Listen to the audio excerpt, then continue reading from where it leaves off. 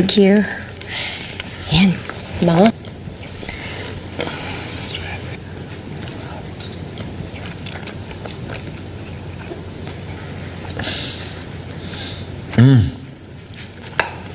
Paano mo natutunan lutuin to?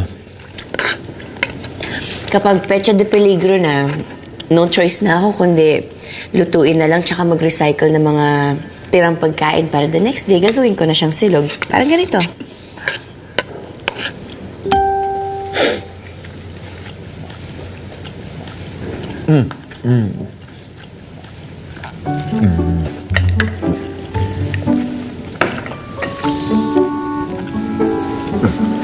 Bakit po? You have something on your face.